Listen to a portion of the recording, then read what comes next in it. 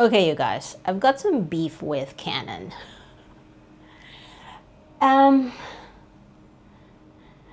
So they released the Canon PowerShot 1, I think, V1, and also a Canon R50V.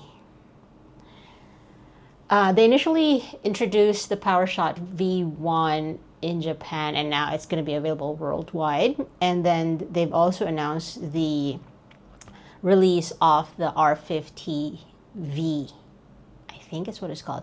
There is a Canon R50 already, which is sort of like a beginner camera from their R range.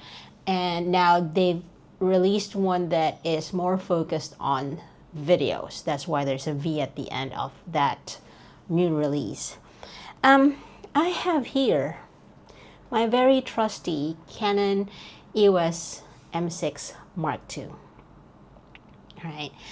And I think this was ahead of its time when it was released, because this was released when 2021, I think it is. When was it? I'm just looking at, sorry, I've got my computer right behind you, and I am looking at the DP review information, and it looks like it was released in 2019. I bought mine in 2020, if I'm not mistaken. I used to have the Mark I version of this, which had the silver at the top. I sold that because this came out, and this came out with the ability to film in 4K 30 frames per second without crop. The M6 Mark I believe, didn't have that. So I already had this. I had some lenses from the Mark I, and also I don't think the Mark I was the first one that I bought even. I think I had the first EOS M. I can't remember if it was the first one or some version of it before I went with this.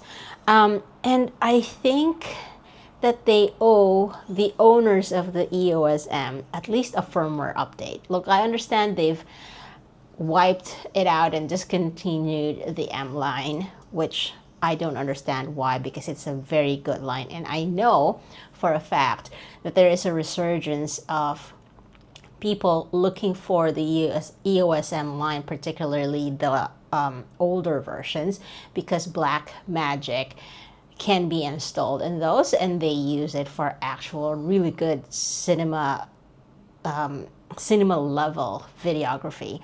Unfortunately, Blackmagic does not work on the Mark 6 on the M6 Mark II.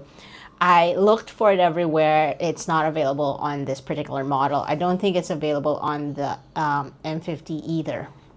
But nonetheless, okay, I have this, and I just want a firmware update for this because you owe it to us.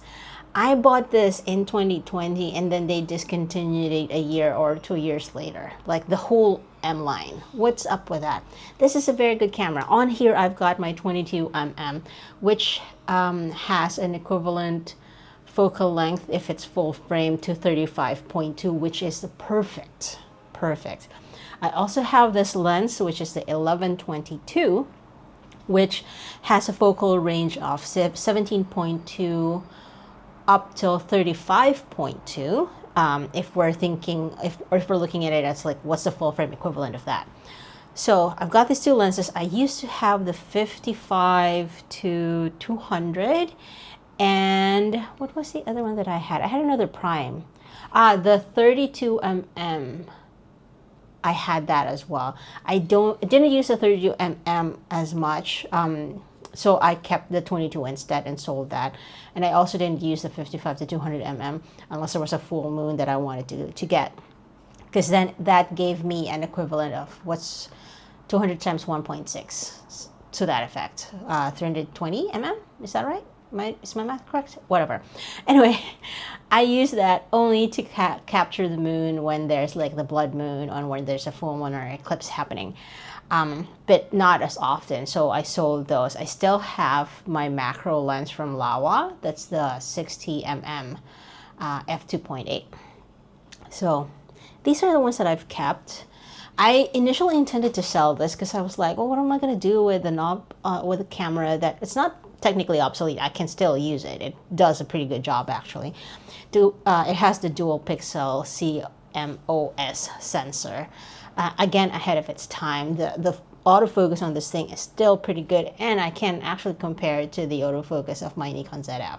Okay, that obviously has a much more updated technology, but this still does the job and does it really well. So, and I was also able to find, there's a gentleman on YouTube named Thomas Franson who creates LUTs for the M6 Mark II. So I did find a few, and I've been using those alongside what is already in here. But because I mostly film on 4K 24 frames per second anyway, I don't really need the 60 frames per second. I very rarely would need to. I'm a mediocre vlogger at best, okay? I don't do any of those fancy shots that require me to slow down frames per second, you know? So, I don't know. I just like, why, Canon? Why did you introduce the R range and kill the M range? It's really good. And yeah, I really think that when this came out back in 2019, it was ahead of its game. It was ahead of its time. Even DP Review has it at 85% gold award.